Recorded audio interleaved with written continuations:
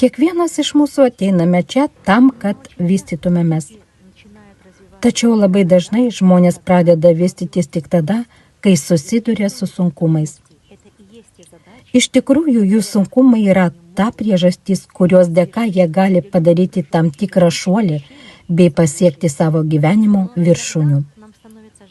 Tačiau kartais mes pagailime kitų žmonių ir esame pasirengę jiems padėti, o kartais matome, kad žmogus nesugeba suprasti, dėl ko jam duotas sunkumas.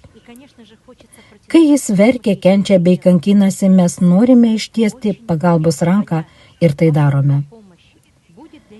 Štai čia svarbu suprasti, ar jūsų pagalbos ranka tam žmogui bus pagalba, ar jį prives prie dar didesnių kančių. Kai jūs susidurėte su sunkumu ir perduodate jį kitam žmogui, kad jis išspręstų jūsų paties sukurtą sunkumą, net nesuprasdami, kaip tą sunkumą sukūrėte, tuomet jūs susidurėte su dar rimtesnė užduotimi ir sunkumu. Mano mėlėjai, kuomet mes rodome mielaširdiškumą, svarbiausia yra nepakenkti kitam žmogui. Svarbu išreikšti mielaširdiškumą taip, kad žmogus suprastų, kam jam yra duotas sunkumas.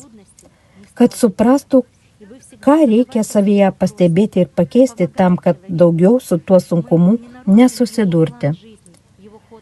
Prieš pradėdami žmogui užduokite savo klausimą, ar nepažeisite jo gyvenimo plano ir evoliucijos eigos. Jei jūsų siela yra rami, vadinasi, reikia išreikšti mielaširdiškumą bei padėti žmogui. Jei sprendžiate kito žmogaus užduotis, kurias jis turėtų išspręsti pats, jūs jį dar labiau smukdinate, pastumėjate tingumui, nieko neveikimui, nenorui dirbti su savimi, bei skatinate naudotis kitais žmonėmis. Tokiu atveju tai ne pagalba ir ne mielaširdiškumas, o atvirkščiai, tai visų kosminių įstatymų pažeidimas. Tam, kad analizuoti, jums reikia semtis išminties, išpuoselėti išmintingą vidinę būseną bei intuityviai pajausti.